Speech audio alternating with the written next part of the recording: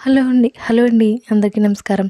మొన్న నేను పెట్టిన వీడియోకి చాలా బాగా రెస్పాన్స్ వచ్చిందండి. మనీ అయితే ఎలా సేవ్ చేసుకోవాలని చెప్పేసి. సో, అలాంటిది ఇంకొకటి పెడదామని చెప్పేసి తీశాను. ఇదైతే మనం డబ్బుని చాలా విధాలుగా పోజేస్తాం కదా! దాన్ని ఎలా సేవ్ చేసుకోవాలో, ఏ మెథడ్‌లో సేవ్ చేసుకోవాలో చెప్తామని చెప్పేసి పెట్టాను. చాలామంది నెలవారీ చీటీ వేసుకుంటారు. అది బెటరా? లేదంటే గోల్డ్ సేవింగ్ బెటరా? అనేది చెప్దామనుకుంటున్నానండి. నాకు తెలిసి రెండాటిలో అయితే గోల్డ్ సేవింగ్ 200% నేనైతే గోల్డ్ మీద ఇన్వెస్ట్ చేయడానికి ఎక్కువగా ఇష్టపడతానండి. చీట్లు కాకుండా మనం డబ్బుల్ని ఎలా సేవ్ చేస్తున్నాం అనేది కాకుండా ఎప్పుడు ఎలా సేవ్ చేసుకోవాలనేది కూడా ఆలోచించుకోవాలన్నమాట. ఎక్కడ సేవ్ చేస్తున్నాం అనేది కూడా ఆలోచించుకోవాలి. ఇలా చీట్లు వేయడం వల్ల కొద్దో గొప్ప మన వాళ్ళకి ఇవ్వాల్సి ఉంటుంది. అదే గోల్డ్ స్కీమ్లో కానీ లేదంటే మనం దాచుకోవడం కానీ బ్యాంకులో వేసుకోవడం వల్ల మనకి వాళ్ళకి ఇవ్వాల్సిన పని అయితే ఏమి ఉండదు. పైగా మనకి ఇంకా ఇంట్రెస్ట్ కూడా కలిసి వస్తుంది బ్యాంకులో వేసుకుంటే. అలా కాకుండా గోల్డ్ స్కీమ్లో పడితే కనుక మనకి గోల్డ్ కొనొచ్చు. గోల్డ్ మళ్ళీ బ్యాంకులో పెట్టి దాన్ని మళ్ళీ రొటేషన్ కూడా చేసుకోవచ్చు. మనకి 2 విధాలుగా ఉపయోగపడుతుంది. అదే చీటీ వేసుకోవడం వల్ల లాస్ట్ వరకు ఒకవేళ ఉంటే కనుక చెప్తున్నాను, అందులో మనం 1100 కడితే వాళ్ళు 1100 తీసుకుని మిగతా బ్యాలెన్స్ అయితే మనకి ఇస్తారు.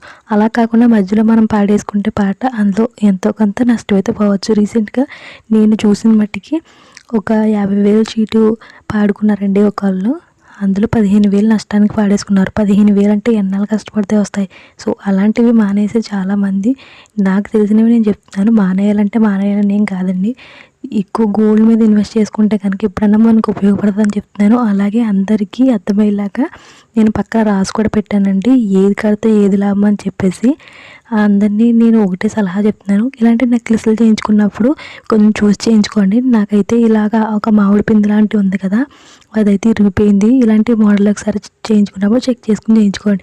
అలాగే ఇప్పుడు చూశారు కదండి మీరు, ఇదే నెక్లెస్ నేను చీటీ వేసి చేయించుకున్నాను కదా, నేనైతే మోసపోయాను. మీరు అలా చేయకూడదని చెప్పేసి పెడతాను అనమాట. ఎప్పుడైనా మనం ఏదైనా చేయించుకున్నప్పుడు తెలివిగా ఆలోచించి చేయించుకోవాలండి. మళ్ళీ కొనేది కాదు కదా. పైగా బంగారం రేట్ కూడా చాలా పెరిగిపోతుంది అనమాట.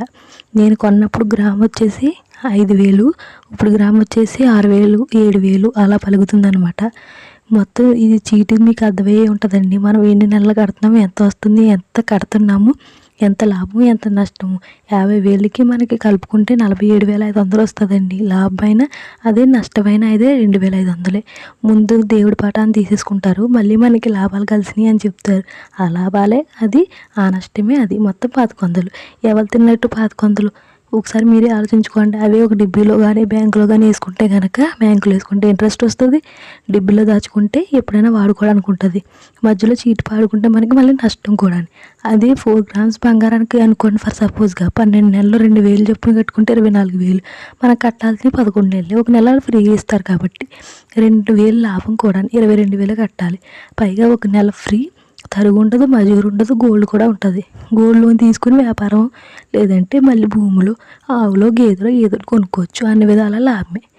పైదానికి కిందదానికి మీరు ఒకసారి క్యాలిక్యులేట్ చేసుకుని ఏది మంచిదో ఏది చెడ్డదో మీరే ఆలోచించుకోండి. అలాగే నేను చీట్లు వేయొద్దని ఏం చెప్పట్లేదండి. ఒకసారి వేసే ముందు నమ్మకంగా ఉండాలో లేదో చూసుకుని వాళ్ళ దగ్గరికి బాగా పరిచయం అయితే అన్నీ తెలుసుకున్నా కూడా ఏం చేసేది ఏమి ఉండలేదండి. వాళ్ళు తీసుకునే ఇస్తారు ఎంత తెలుసుకున్నా కూడా. అది ఇలాంటిది అనుకోండి, అన్ని విధాలా ఉపయోగపడుతుందని చెప్తాను అనమాట. ఆడవాళ్ళకి పొదుపు అంటే చాలా ఇష్టం అండి. ఆ పొదుపు నెట్టుకెళ్ళి ఇలాగా గంగలో పోసేస్తే లాభం ఏముంటుందండి? చేసిన పొదుపు అంతా వృధా అయిపోయినట్టే కదా. 1100 అంటే తక్కువేం కాదు కదండి. అంటే అవసరానికి ఇస్తారు అంటారా? గోల్డ్ ఉంటే అవసరానికి ఎవరన్నా ఇస్తారండి. మనం కూడా బ్యాంకులో పెట్టుకోవచ్చు, లేదంటే బయట తాగిలో పెట్టుకుని మళ్ళీ డబ్బులు కట్టేసుకుని తెచ్చేసుకోవచ్చు. అన్ని విధాలా ఉపయోగమేనండి. బయటకన్నా బ్యాంకులో అయితే తక్కువ వడ్డీ కాబట్టి గొడవ ఉండదు. ఎప్పుడైనా రూపాయి ఉన్నప్పుడు దాచుకుని ఇలా గోల్డ్ కొనుక్కోవాలండి. గోల్డ్ రేట్ రోజులాగా ఉంటుందండి. ఆడపిల్లలు ఉన్న వాళ్ళైతే ఇంకా ఎక్కువ కొనుక్కోవాలి. మా అమ్మ నాకు తెలియక మా పెళ్ళికి ముక్కుపుడగా చెవులీలు, పట్టీలు, ఒకరో తప్ప ఇంకేమీ చేయించలేదు. నేనే కష్టపడి అలాగా చేసుకుని ఇప్పుడు మా వాళ్ళు కొంచెం స్థిరపడ్డారండి. వాళ్ళు డబ్బులు ఇస్తుంటే మా హస్బెండ్ అయ్యి అన్నీ కలిపి నేను చాలా మట్టుగా గోల్డ్ కొనుక్కున్నానండి. ఆడపిల్లలు ఉన్నా లేకపోయినా కొనుక్కోవాలండి. అవే రేపొద్దున మనల్ని ఆదుకుంటాయి, కష్టాల్లో ఉన్నా నష్టాల్లో ఉన్నా. ఇలా ఎందుకు చెప్తున్నానంటే, నాలా ఎవరో తయారవ్వకూడదని చెప్తున్నానండి. తోబరాగా షాపింగ్లు చేసేసి రెస్టారెంట్లకు వెళ్ళిపోతే ఏమొస్తుందండి? ఏమీ రాదు. వాళ్ళని చూసి ఏం చూసి మళ్ళీ బాధపడకూడదు. అది చేయించుకున్నారు, ఇది చేయించుకుంటున్నారని. ఈ పెద్దలు గిల్చినాకలు ఒకటండి. విపరీతమైన గిల్చినాకలు కొనేసుకోకుండా ఏదో అందంగా ఒకటో రెండో కొనుక్కుంటే జీవితం బాగుంటుందండి. ఆయిల్లో పొద్దున్న నుంచి కష్టపడితే కానీ డబ్బులు ఇవ్వరు కదండి. కూలి పనులు చేస్తే ఎండలో రక్తమంతా మరగబెట్టుకుని తెస్తారు కదండి. ఆ డబ్బులు మనం ఎలాగ వృధా చేసేస్తే ఎలా చెప్పండి.